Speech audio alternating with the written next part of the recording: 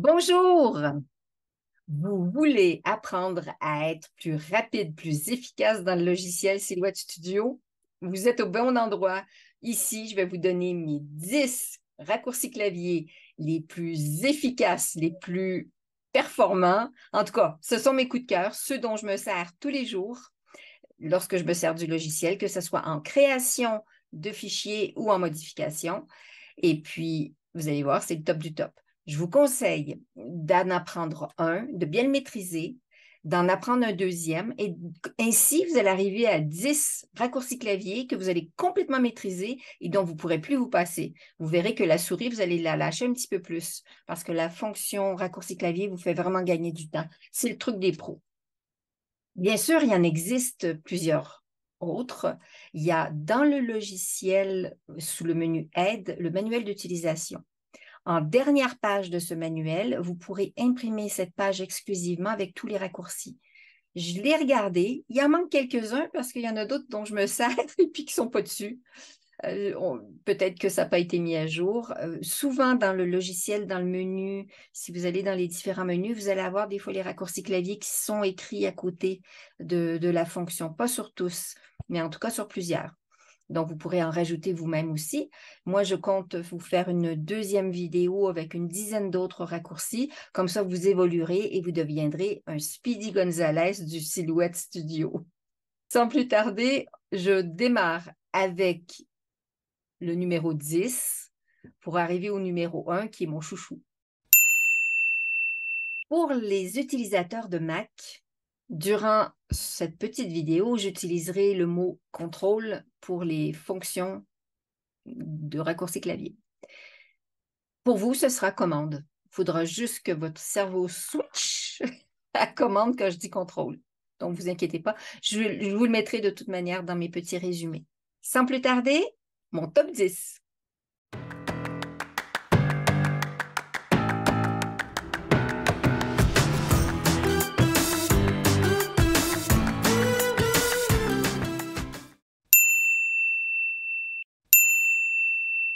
On va premièrement voir quelque chose qui est très simple parce qu'on l'utilise dans Word, dans Excel et dans plein de logiciels. C'est les fonctions les plus simples. C'est facile de commencer avec quelque chose qui est plus simple et ça vous permettra d'apprendre beaucoup plus rapidement. Je vais pas vous mettre, je préfère qu'on monte la côte. Fonction copier, coller, couper. On retrouve ces trois fonctions-là dans plein de logiciels, par exemple Word, Excel, etc. Et j'ai fait donc un petit rectangle ici. Et ce que je vais faire en raccourci clavier, je vais faire un copier après l'avoir sélectionné. Maintenant, je vais faire coller CTRL-V et je l'ai collé. Donc, si je voulais, par exemple, il y a une forme qui me plaît et que je veux la réutiliser dans un autre design, au lieu de re-sauvegarder le document sous un autre nom et redémarrer à partir de là, on peut aller chercher dans différents documents des éléments. Et en faisant un copier, par exemple ici, je fais un copier et je vais ouvrir un nouveau document et je vais faire coller. Je le retrouve. OK? Donc, je vais revenir sur mon petit modèle ici. Donc, évidemment, si je fais CTRL-X, il disparaît. Je pourrais très bien ici le remettre, coller. Donc, on a le copier, on a le couper et on a le coller. Tout simple. Là, vous voyez que je suis dans mon espace de travail et que je l'ai agrandi avec mes loupes. D'accord? Maintenant, si j'ai envie de revenir à ma taille écran, c'est-à-dire que tout mon espace de travail rentre dans mon écran d'ordinateur, je fais CTRL-1 et hop, c'est revenu. Je vous le remontre. Je vais prendre ma loupe. Je vais agrandir. Disons, j'agrandis. CTRL-1. Ça évite d'avoir à cliquer ici sur ce petit rectangle avec 4 flèches directionnelles. Notre fameux print and cut. Si on veut faire apparaître rapidement nos repères d'alignement, on n'a qu'à faire sur le clavier la lettre M. Je vais revenir donc en écran et je vais faire CTRL-M. Oups, pardon. La prochaine fonction, c'est pour le print and cut. c'est d'activer et de désactiver les repères d'alignement. Super simple, la lettre M. Et toc. Donc là, je vois que je suis dans ma zone interdite de repères d'alignement. Hein? Donc, ça voudrait dire qu'il faudrait que je replace mes éléments ici. Je reclique sur M, ça disparaît.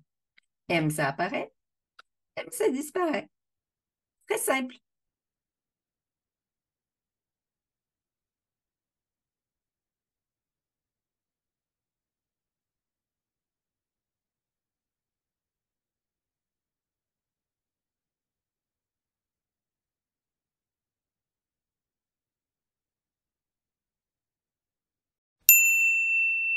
On vient de voir le print and cut. Eh bien, évidemment, il faut imprimer.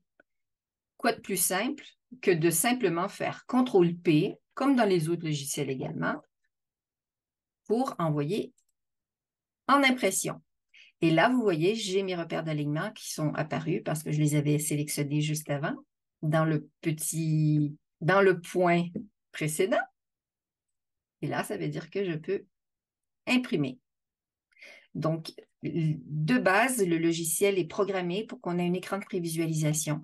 Je suggère toujours aux gens de ne jamais désactiver cette fonction.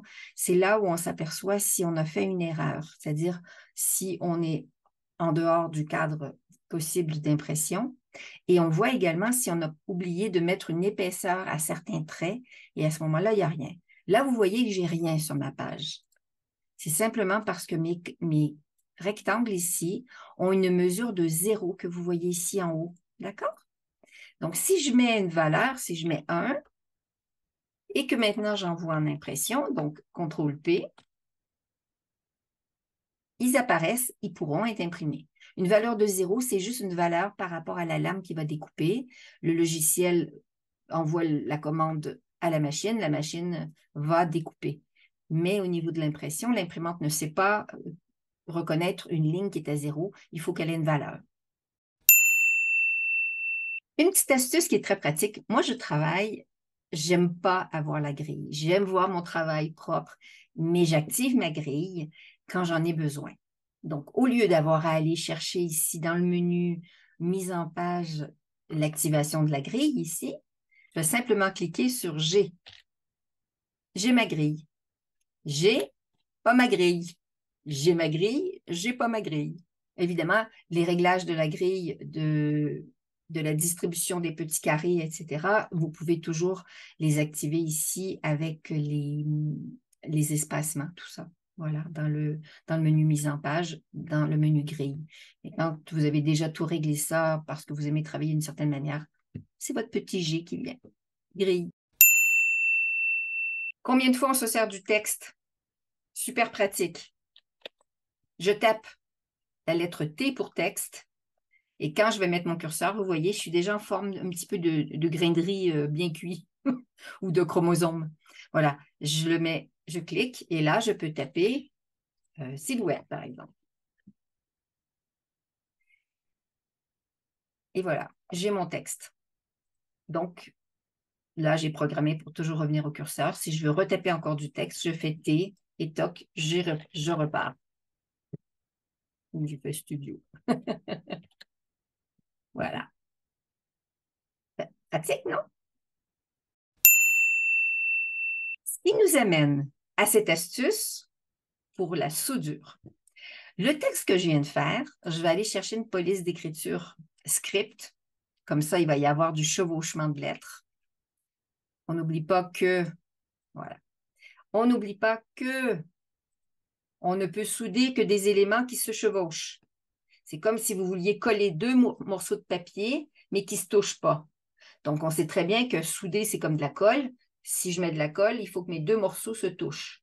Donc ici, on voit bien que studio, ici, il y a du chevauchement, mais que je veux rendre ça tout beau, eh bien, c'est ma clé soudure qui va faire le travail. Donc, soit je fais un clic droit et je fais souder, d'accord? Ou bien j'utilise mon super raccourci contrôle majuscule W. Pourquoi W? Parce qu'en anglais, c'est weld. Attendez, je vais juste sortir de là.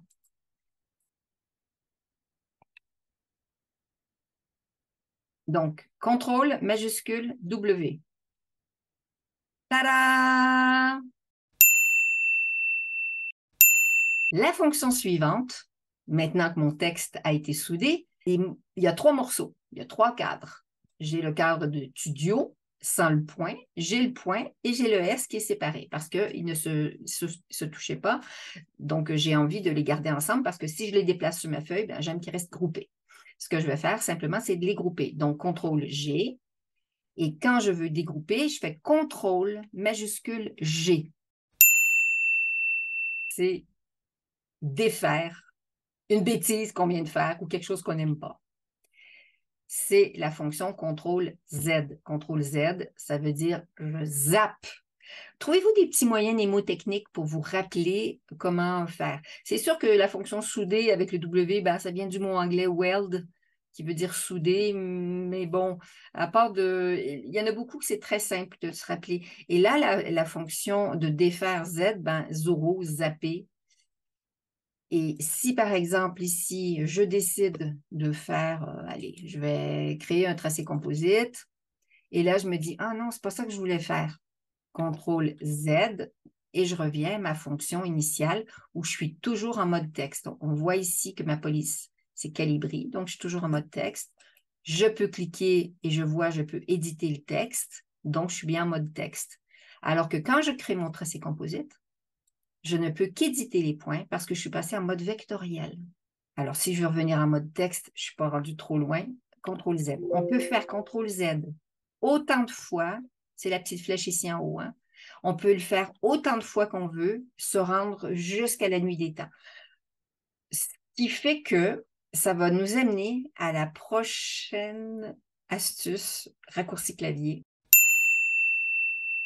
Mon préféré, dont je me sers, donc c'est pour ça qu'il est en numéro 1, c'est la fonction dupliquer. Pourquoi dupliquer? Parce que lorsque j'ai du texte, par exemple, et pour éviter d'avoir à faire ça, il est beaucoup plus facile et simple de simplement sélectionner la partie qu'on veut modifier et de s'en faire une copie. La fonction CTRL flèche directionnelle vous fait une copie, un duplicata. C'est comme un copier-coller, mais pour avoir à éviter de faire copier-coller, c'est beaucoup plus rapide de faire duplicata. La fonction dupliquer, on la trouve en faisant clic droit dupliquer, mais c'est encore plus rapide de simplement faire. Si vous avez un Mac, on ne s'inquiète pas, je vous l'ai mentionné au départ, vous ne faites pas contrôle, vous faites commande. CMMD, je crois, sur le clavier Mac. Donc, les mêmes raccourcis clavier, on remplace simplement le contrôle par commande. Voici qui termine mon top 10 des raccourcis clavier, mes chouchous, ceux dont je me sers le plus souvent, qui sont vraiment super et qui vous feront gagner du temps. J'espère que cette petite vidéo vous a plu. N'hésitez pas à mettre un pouce si ça vous a plu, effectivement, et de vous abonner pour être tenu au courant de toutes les nouveautés, de toutes les vidéos que je sors, les lives, etc. Ça m'a fait vraiment plaisir. Et ça fait encore plus plaisir d'avoir des commentaires également. N'hésitez pas à publier un petit commentaire, à poser vos questions s'il y a des doutes. Et je me ferai un plaisir d'y répondre le plus rapidement possible. D'ici là, je vous souhaite une très bonne continuation.